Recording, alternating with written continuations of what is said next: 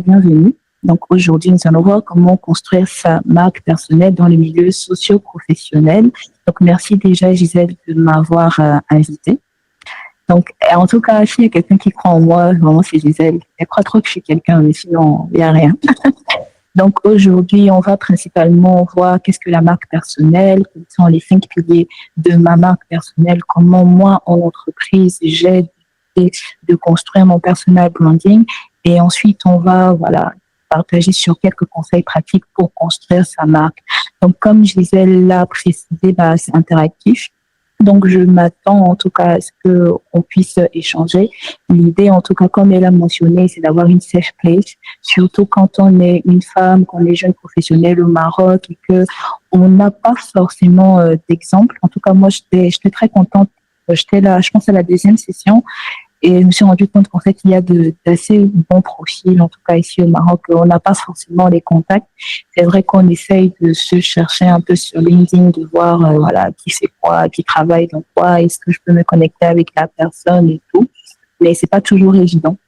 Donc là, c'est une safe place. Donc c'est plus un moment d'échange que c'est pas un cours théorique où on va parler et puis vous allez prendre des notes. Non, c'est une session d'échange. C'est pour savoir comment est-ce que quelles sont les difficultés que vous rencontrez déjà en tant que jeune professionnel. Je pense que nous toutes, on a sûrement fait face aux mêmes défis quand il fallait trouver déjà sa voie après le diplôme, parce que bon, je me dis que quand on est venu, on avait tous en tête, je vais faire ça, je vais aller dans telle école, je vais travailler dans telle entreprise, jusqu'à ce que l'entreprise dans laquelle tu veux travailler te ferme la porte et que tu te dis que bon, il faut que j'aille voir ailleurs si je peux pas me reconvertir en autre chose, ou bien je peux pas trouver ma voie ailleurs que ce dans quoi j'ai fait mes études. Donc, je vais juste me présenter rapidement. Donc, je me représente. Je m'appelle Armelle Mba. Donc, je suis une jeune Camerounaise qui est au Maroc depuis bientôt 9 ans. Donc, j'ai fait tout mon cursus universitaire ici au Maroc. Je suis venue en tant que boursière du INSUD.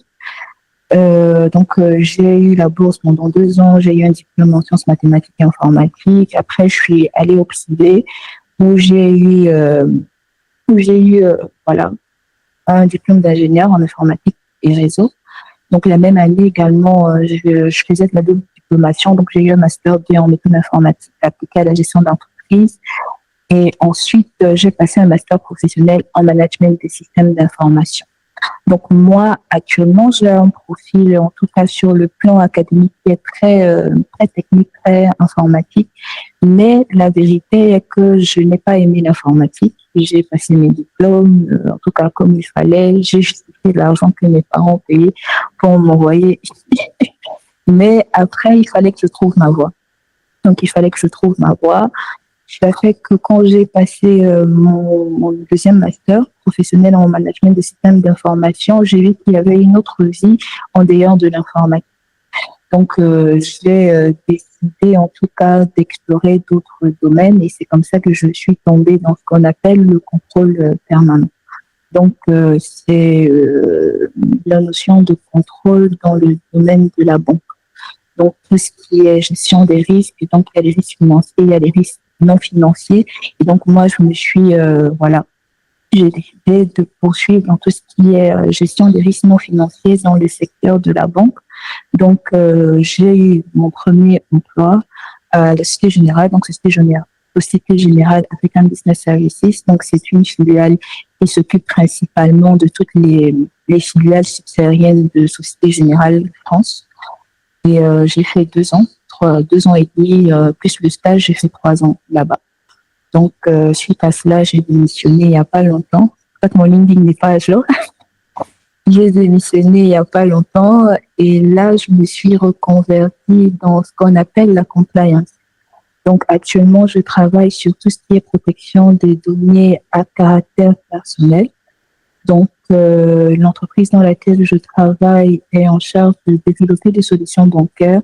Donc, il faut s'assurer que lorsque les solutions sont utilisées, les données des clients finaux ne sont pas utilisées à mauvais escient ou bien il n'y a pas un risque de fuite de données. Donc, je vais m'arrêter là. Étant donné qu'on n'est pas très nombreuses, je vais passer la parole à toutes pour que chacune puisse déjà se présenter, donner son nom, sa formation, son travail, quelles sont ses attentes. Et moi, dans ma présentation, j'ai mis une qualité et un défaut. Donc, je demande aussi à chacune de donner une qualité, un défaut. Donc, une qualité que je me reconnais, c'est que je suis très manuelle. Donc, j'apprends facilement à utiliser mes mains. Ça fait que je sais tresser, je sais faire des sacs en perles et tout ça. Je sais dessiner un peu à la rigueur. Je me débrouille pas mal. Et bon, un défaut sur lequel j'essaie de travailler, raison pour laquelle j'ai accepté d'être une intervenante, c'est que je suis très introvertie. J'aime pas parler en public, j'aime rester dans mon coin. En tout cas, je suis très timide aussi. Donc, Gisèle elle m'a posé un challenge que j'espère réussir aujourd'hui. L'une des choses que j'aime chez nous, bon, chez les femmes en général, c'est que on est capable de faire beaucoup de choses en même temps. En tout cas, on est capable de se réinventer et de faire des choses que même nous-mêmes, on n'est pas capable de soupçonner qu'on est capable de le faire. Donc, je vais peut-être essayer de rentrer dans un peu plus de détails sur mon cheminement. Donc, comme je l'ai dit, moi, je suis au Maroc depuis 2016, donc ça fait 9 ans que je suis là. Et à vrai dire, j'ai fait plus l'informatique parce que c'était la volonté de mes parents, mais je ne savais pas forcément dans quoi je voulais faire carrière. Et puis bon, quand on était au collège, je veux dire, on sait que soit on va faire médecine, soit on va être ingénieur en quelque chose. En tout cas, tant qu'on est ingénieur, ça passe bien sur le CV.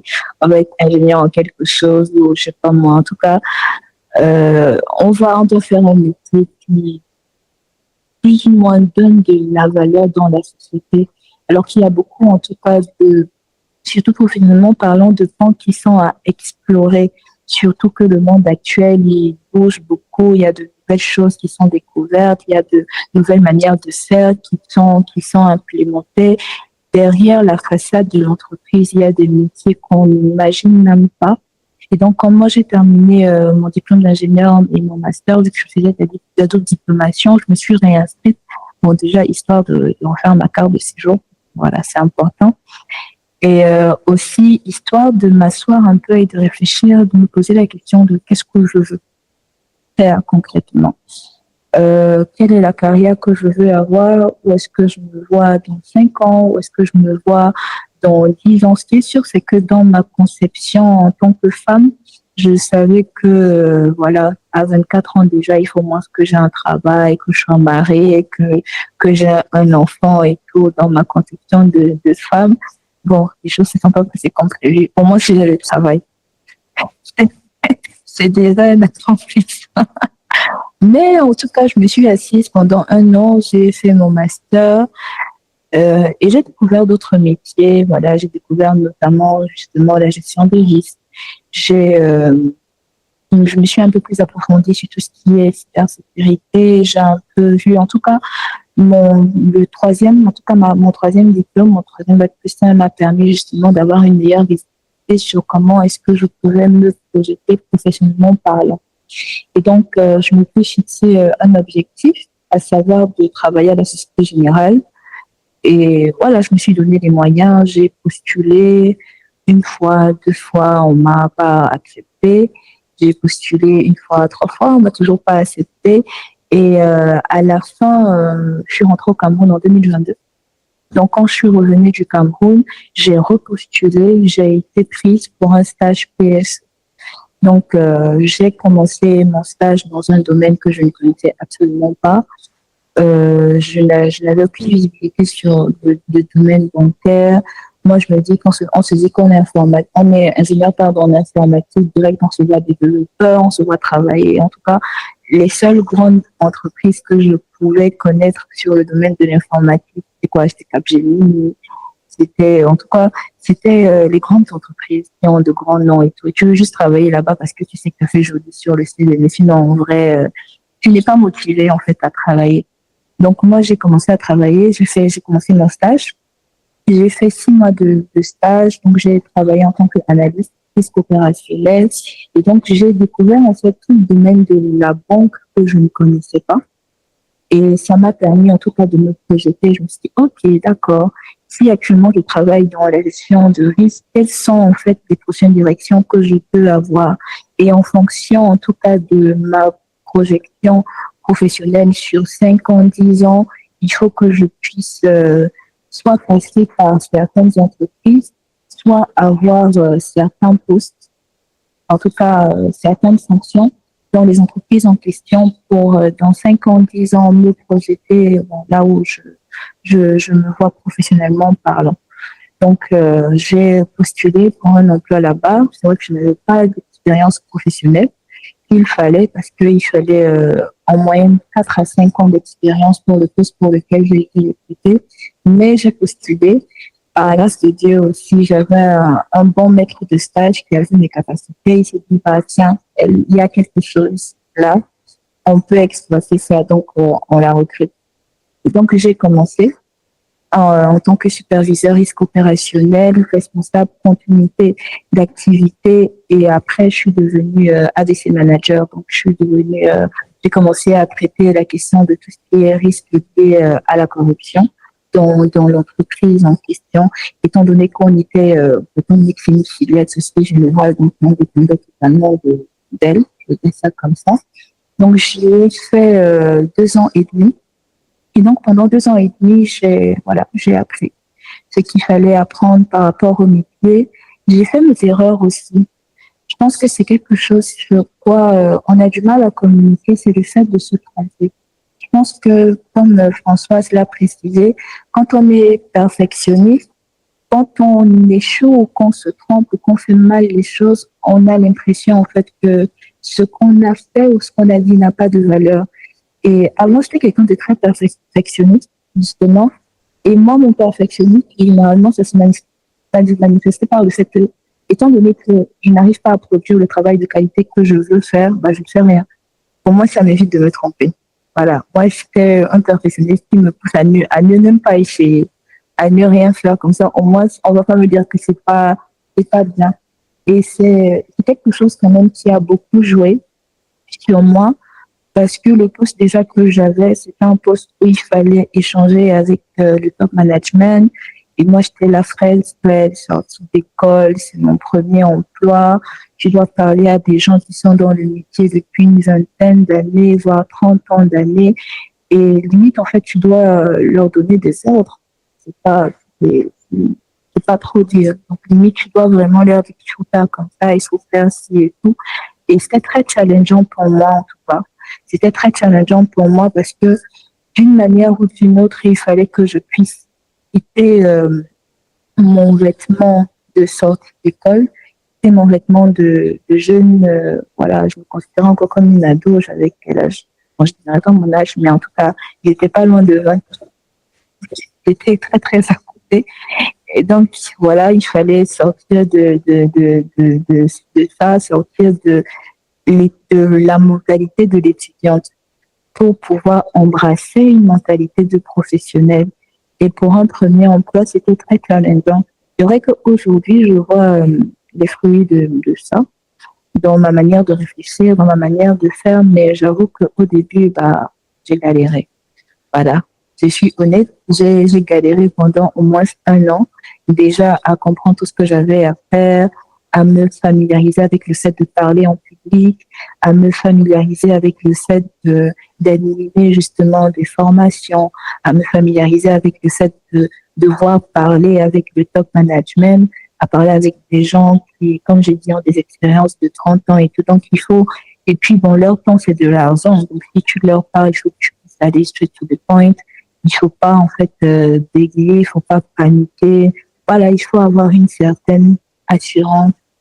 Et c'est justement dans mon premier emploi que j'ai pu me poser la question de savoir quel est le type de professionnel que je veux être. C'est-à-dire que quand je vois ma carrière professionnelle, quand je vois comment est-ce que je me projette, quelle est la marque ou bien quel est l'impact que je veux laisser dans l'entreprise quand je vais partir. On peut être très doué dans ce qu'on fait. Vraiment, quand on te cherche dans ce que tu fais dans toute l'entreprise, comme on dit, il n'y a pas tant d'eux, mais on ne te voit pas. parce que tu ne sais pas mettre en valeur ce que tu sais faire. Tu ne sais pas mettre en valeur tes capacités, tu ne sais pas mettre en valeur les talents que tu as. C'est-à-dire que en tout cas dans chaque domaine dans lequel chacune de vous va travailler, il y aura forcément les hard skills, à savoir connaître le métier de bout en bout.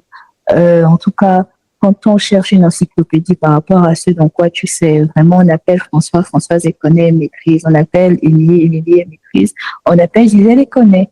Mais maintenant, tout ce qui est soft skills, et je vous assure, en tout cas, pour celles qui travaillent déjà, ça n'a rien à voir avec ce qu'on lit sur LinkedIn.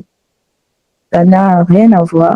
C'est vrai que sur LinkedIn et sur des formations qu'on peut suivre, on peut te donner tout ce qui est très théorique, mais c'est des choses qui sont à adapter déjà en fonction de la population avec qui tu échanges, des personnes avec qui tu échanges, du caractère de la personne qui est en face de toi, parce que chacun a son caractère. Autant tu vas rencontrer des personnes qui sont très conciliantes, qui sont très dociles, avec qui le contact est facile, autant tu vas rencontrer quelqu'un, mais tu vas regarder la personne, tu vas dire, mais pourquoi tu réfléchis en fait comme ça? Tu vas dire dans ta tête, tu peux pas dire, voilà, de Jésus. Tu ne peux pas le dire ouvertement, mais tu vas dire à la personne, pourquoi tu réfléchis comme ça? Pourquoi tu es borné? Pourquoi? Voilà. On rencontrait vraiment des personnes qui sont très difficiles. Et en fonction de ça, il faut justement adapter, en fait, ces soft skills. On adapte ces soft skills en fonction de la personne qu'on a en face. On ne se dit pas juste que, bon, OK, moi, je suis Armelle, j'ai décidé que, voilà, dans mon personal branding, je vais aller comme ça en entreprise, je vais m'habiller d'une certaine manière, je vais faire si je vais m'attester des chaussures, des sacs de marque, parce que les gens sont très portés sur l'apparence et tout, donc ça compte aussi en entreprise, mais ça s'arrête là. Bon, je vais sourire de temps en temps, je vais parler de temps en temps, jusqu'au jour où tu rencontres quelqu'un qui te manque de respect, de fond, ouvertement, qui est dans le top management et que toi, en tant que, en guillemets, subalterne, je veux dire ça comme ça, qui est N- quelque chose, tu dois être capable de dire non. C'est vrai que c'est toi qui es dans le poste de responsabilité, mais le respect, ça se doit. Parce qu'on est en entreprise, c'est pas à la maison de tes parents. Voilà, tu dis ça poliment, mais techniquement, tu lui dis ça, ça fait pas à la maison de tes parents. Je suis pas ton enfant, tu l'as laissé, voilà, à la maison. Et on doit être en mesure, en tout cas, de pouvoir développer cela. C'est vraiment pour moi ça le personal branding en entreprise, c'est le caractère, c'est la manière d'être, c'est la manière de faire, mais c'est par-dessus tout la manière d'être. Qui je suis. Donc, je vais juste passer, j'ai introduit la slide suivante. Personal branding, pour moi, déjà la définition du personal branding, c'est l'image, la valeur que je renvoie dans mon environnement socio-professionnel. Qu'est-ce Et je dois me poser trois questions principales, à savoir qui je suis, qu'est-ce que je sais faire et quelle est ma plus-value. C'est important, en tout cas, quand on veut développer son personal branding, de savoir qui on est, pour ne pas copier en fait des manières de penser ou des manières de faire d'autres personnes sur nous, alors que en réalité, ça ne correspond pas avec qui nous sommes. L'idée du personal branding, ce n'est pas de, je vais dire ça comme ça, c'est de ne pas paraître, mais c'est d'être. C'est-à-dire qu'il faut que dans ce que tu es, dans ta manière de réfléchir, dans ta manière de penser, dans tes défauts et tes qualités, tu puisses mettre cela en valeur. C'est vrai que quand on passe les entretiens d'embauche, pour celles qui ont déjà fait, bon, les RH, ils aiment bien poser ça, c'est quoi ta qualité, c'est quoi ton défaut, et tout le monde va dire, je suis, il y a un défaut là que tout le monde aime bien, je suis perfectionniste, ou bien, je suis déterminée, ou bien, bon, je suis trop à cheval sur les détails. Non, il faut dire la vérité. Si tu as un défaut, tu ne sais pas gérer le stress, il faut dire la vérité, tu ne sais pas le faire. Si ton défaut, c'est que tu es impatient, tu lui dis, je suis quelqu'un qui est impatient. Je veux dire, c'est pas un mensonge. On ne va pas en entretien pour mentir. On va en entretien pour se vendre. Et les défauts qui sont réels qu'on a, on doit apprendre aussi à les vendre dans le personal branding. Moi, honnêtement, mes entretiens, je les passe généralement comme, vraiment, on est à la maison. Si je vous dis que je prépare mes entretiens, je vous mentirai. La seule chose que je prépare, c'est de savoir l'entreprise en question, qu'est-ce qu'elle fait. Si je sais ce qu'elle fait, si je connais qui dirige l'entreprise, Si j'ai une compréhension du métier, de ce que mon poste me demande, ça me va. Maintenant, sur le moi, étant donné que j'ai pris beaucoup de temps pour travailler sur qui je suis, je n'ai pas du mal, c'est-à-dire je n'ai pas besoin de réfléchir pour dire que, OK, je suis quelqu'un de colérique, je suis quelqu'un qui est impatient, je suis quelqu'un qui a du mal à livrer dans les délais, j'ai des défauts par rapport à l'apprentissage où ça doit me demander plus de temps pour pouvoir maîtriser des choses. Mais vas-y, dès que je maîtrise la chose, t'inquiète, je suis expert. Moi, voilà, professionnellement parlant, c'est mon défaut. Je suis très lente à la détente. Je prends mon temps, en tout cas, de bien comprendre ce que j'ai à faire. Ça va prendre beaucoup de temps. Donc, il faut avoir beaucoup de patience. Mais une fois que je maîtrise la chose, c'est fini, en fait. Je suis expert dans le domaine. Et je le dis d'entrée de jeu. Juste pour le petit partage, comment s'est passé mon entretien pour mon nouveau travail, étant donné que c'est quelque chose dans quoi je n'avais jamais travaillé, étant donné aussi que je travaille dans une entreprise qui est à 80% anglophone et que l'anglais et moi, bah, je comprends quand même, mais je ne parle pas. J'ai été très honnête, je leur ai dit, bon, étant donné que je ne maîtrise pas ce pourquoi vous voulez m'embaucher, honnêtement, ça va me donner du temps, me demander du temps d'apprendre le métier. Mais soyez-en sûrs, quand je vais maîtriser le métier, vous pouvez compter sur moi. Il n'y aura pas quelqu'un qui sera plus expert que moi dans le domaine. Ça veut dire aussi que l'anglais, je ne parle pas l'anglais, mais je veux me donner ce challenge-là, en tout cas, d'ici 6 mois et quelques, d'être parfaitement bilingue. Là, vraiment, j'ai été honnête. Et ça, pour moi, c'est une des bases. Qui je suis? Qui est-ce que vous êtes? Est-ce qu'aujourd'hui, si on vous réveille, j'aime le dire à minuit, en plein milieu du sommeil, et on te demande, Nelly, qui es-tu? Ou Jessica, qui es-tu? Tu es capable de dire, OK.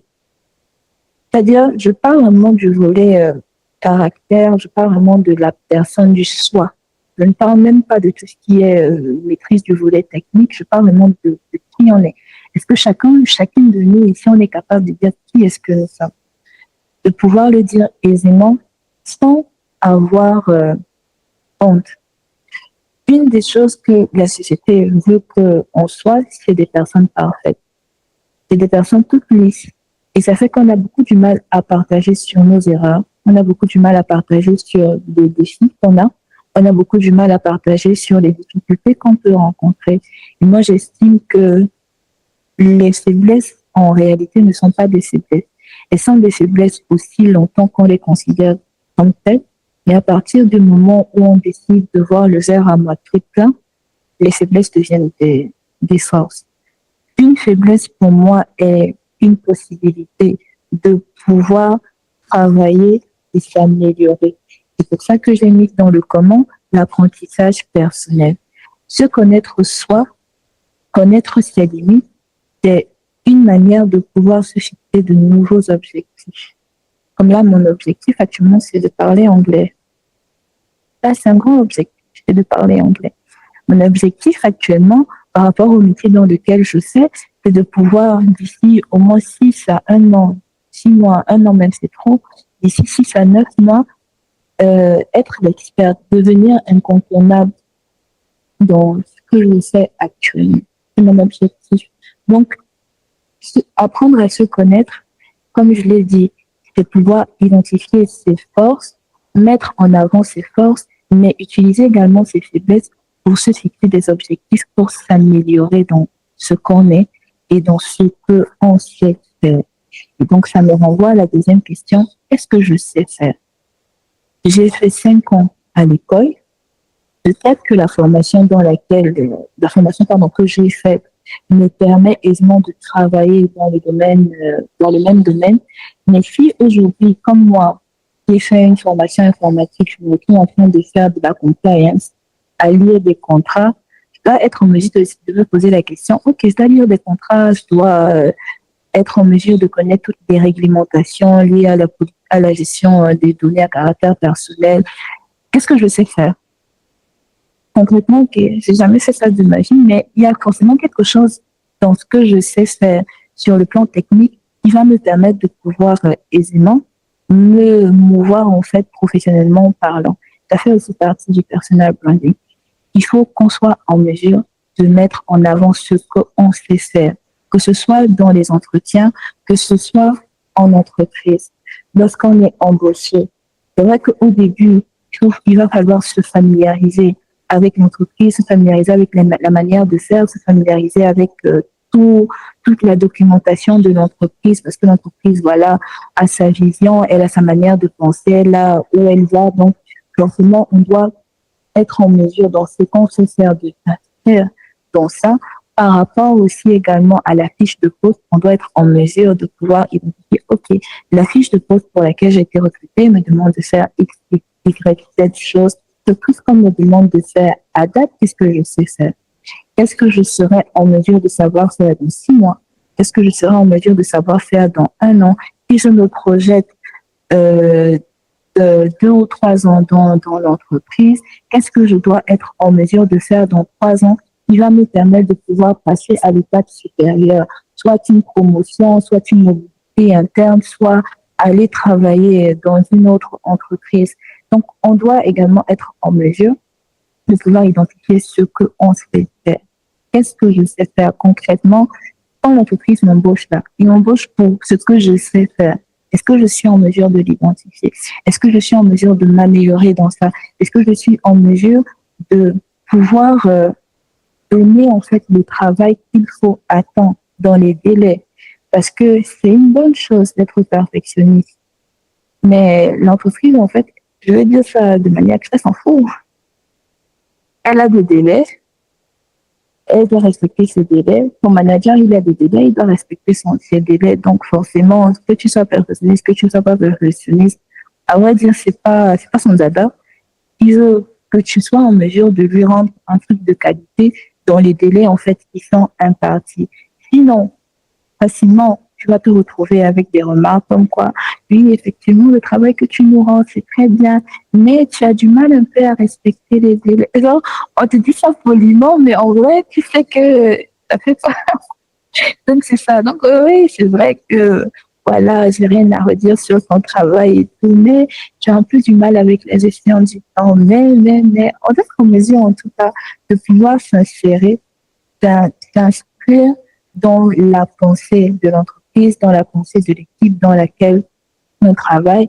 Et même lorsqu'on a des responsabilités, on doit être en mesure de pouvoir communiquer le savoir-faire aux autres. Qu'est-ce que je sais faire? Ça pose aussi la question de comment est-ce que je transmets ce que je sais faire. Une chose qu'on voit beaucoup en entreprise, c'est ce qu'on appelle la gestion de la connaissance. On doit, en tout cas, on doit être en mesure, lorsqu'on est dans une équipe, en fait, chacun doit être en mesure, c'est une pensée qui est en entreprise actuellement, même si vous êtes dans la même équipe et que vous ne travaillez pas sur les mêmes sujets, chacun doit être en mesure, si l'autre n'est pas là, de pouvoir travailler sur ces sujets aisément. Ça fait qu'en vrai, on t'a embauché pour un poste précis, mais tu vas te retrouver en train de travailler sur les projets des autres pour qu'ils puissent avoir ce qu'on appelle de la résilience. C'est-à-dire qu'aujourd'hui, si on est une équipe de 5 et que 2 démissionnent, en attendant qu'on recrute, il faut que les 3 qui sont restés soient en mesure de pouvoir continuer l'activité de ceux qui sont partis. C'est ce qu'on appelle de la gestion de la connaissance et de la résilience. Pour mon cas, moi, j'ai beaucoup parlé, donc à 11 heures, je vais repasser la parole à Gisèle. Dans mon cas, dans mon ancien emploi, on était une équipe, quand je suis arrivée, on était une équipe de 3, après on est passé à une équipe de 5, ensuite on s'est retrouvé à une équipe de une personne, à savoir moi. Donc j'ai dû prendre ce que moi je faisais, j'ai dû m'occuper également du travail des 4 autres personnes qui sont parties pendant quand même 3, 4 à 5 mois. Donc, si je n'avais pas pris le temps de travailler, en tout cas si le manager que j'avais avant n'avait pas pris le temps justement de faire de la gestion de connaissances avec nous, comme quoi il fallait que chacun travaille sur le sujet de l'autre, bah, on allait se retrouver en fait dans une mauvaise passe quand tout le monde, les 3 ont démissionné d'un coup. Donc, qu'est-ce que je sais faire ne se limite pas, comme j'ai dit, seulement à ce que on a appris à l'école. Ça ne se limite pas seulement à ce que on doit faire sur le poste pour lequel on nous a embauchés, mais c'est aussi apprendre à savoir qu'est-ce que les autres font. Parce que en apprenant également ce que les autres font, bah, ça va te permettre de te projeter également par rapport à ta carrière. Ça va te donner une certaine visibilité aussi par rapport au métier que tu sais, quelles sont les autres opportunités ou quels sont les autres métiers qui sont connexes à ce que tu sais actuellement, que tu peux faire par, par la suite. Pour le profil que j'ai à date, si je veux me reconvertir dans l'audit, je peux le faire. Si je veux être consultant également, je peux le faire. Si dans 5 à 10 ans, je me vois responsable d'un département conformité ou contrôle permanent, ou je peux le faire. C'est-à-dire, c'est en apprenant ce que les autres faisaient que je me suis rendu compte que, en fait, les métiers par lesquels j'ai commencé, par lesquels je suis rentrée dans le monde du travail, m'offrent d'autres possibilités, m'offrent d'autres perspectives, me permet en tout cas de me projeter d'une manière ou d'une autre. Et donc, je termine par le conseil que j'ai donné déjà au début, c'est le fait d'être soi-même. Soyez vous-même. Ne soyez pas quelqu'un d'autre. Que ce soit dans votre manière de vous habiller, hein, parce que ça commence par là, parce que c'est ce que les gens voient en premier, c'est l'apparence physique. Donc, voilà, il faut travailler aussi dessus. C'est vrai que je ne l'ai pas mentionné, mais il faut travailler dessus. Il faut travailler sur l'apparence. C'est vrai que peut-être dans notre pour ceux qui font informatique, il n'y a pas trop de détails sur la vie. Il y a des gens qui viennent en babouche, en t-shirt et tout. Mais en vrai, si c'est pas, ça ne correspond pas à ta personnalité, si ça ne correspond pas à ta personnalité, que les autres le font, quitte à être trop habillé, mieux vaut être bien habillé. En tout cas, pour moi, c'est la logique. Donc, c'est de travailler sur l'apparence physique, les tenues, on est en train de dire l'hygiène corporelle. Tout ça, c'est des choses qui comptent. C'est des choses que les autres en face ne vont pas vous dire. Mais c'est des choses, je vous assure, ça compte énormément. L'apparence physique, la manière de parler, la manière de répondre, la manière de se tenir, le fait de manipuler son téléphone, par exemple, quand il faut pas. Oui. Le fait de manipuler son téléphone, je vous assure, ça compte. Que c'est des choses que personne ne va vous dire. Mais si à l'entreprise, ton manager ou bien un top management a l'habitude de te voir sur ton téléphone, il va dire celle-là, c'est une glandeuse. Elle n'a rien à faire ici. Genre, c'est comme si elle n'a pas de travail. Et ça peut vraiment impacter sur la manière dont les autres te voient. Ça peut même impacter sur des promotions au travail. Le fait d'être sur son téléphone en entreprise. Des choses que les gens ne vont pas vous dire, mais voilà. C'est vraiment de l'expérience personnelle que je partage avec vous. Donc, la manière de s'habiller, le fait d'être sur son téléphone, la manière de parler, la manière de communiquer également, parce que la communication est culturelle. Étant donné qu'on n'est pas dans nos pays, on doit s'adapter à la manière de communiquer ici. Ils ont une manière très particulière de communiquer. Des fois, tu comprends sans comprendre, mais il faut pouvoir comprendre. Il faut apprendre la langue aussi. En tout cas, autant que possible, comprendre ce qu'ils disent. Ça te permet également de donner, justement, je veux dire quoi, de ne pas donner l'impression de quelqu'un de fermé, mais qui est ouvert aux autres. Le fait d'apprendre une langue qui n'est pas la tienne, ça te permet justement de donner, voilà, justement, cette impression comme quoi, voilà, c'est vrai que je suis pas dans mon pays, c'est vrai que je suis d'une autre nationalité et tout, mais je suis heureuse d'être dans ce pays qui m'accueille et qui me donne une perspective professionnelle. Quand tu apprends la langue, c'est vraiment ce qu'eux, ils reçoivent comme retour. Ça aussi, je l'ai compris tout récemment. Donc, apprendre la langue. Et un dernier point, donc comme j'ai dit, l'habillement, la manière de parler, la manière de communiquer, le fait de participer aussi aux événements qu'il y a en entreprise, ça fait partie du personnel branding en entreprise. Parce que ça montre que tu es quelqu'un d'ouvert. Le fait même d'être l'initiatrice des événements, une chose par exemple que moi j'avais fait dans mon équipe, c'était de commencer en fait à programmer les petits déjeuners une fois par mois. Donc, une fois par mois, on fait la rotation de l'équipe. Il faut que quelqu'un de l'équipe apporte le petit déjeuner. On prend le petit déjeuner ensemble. Ça fait qu'on discute, on échange, on partage. Par la suite, on avait commencé à fêter aussi les anniversaires et tout. En tout cas, ça fait partie du personnel branding en entreprise. Ça fait en sorte que les gens te voient, les gens te connaissent, les gens savent qui tu es, ils connaissent ton nom. En tout cas, je crois que quand je suis partie, j'ai quand même laissé une bonne marque là-bas. J'ai laissé une bonne empreinte quand j'ai démissionné. En tout cas, le fait d'être là, de partager, d'échanger avec des gens, d'échanger même avec des gens qui ne sont pas forcément de ton équipe, ça crée aussi également le contact. Bon, je m'arrête une minute, je finis.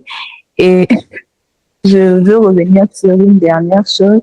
Et une dernière chose sur laquelle j'aimerais revenir, c'est pour dire que le meilleur réseau social qu'on peut avoir, c'est la vie de tous les jours.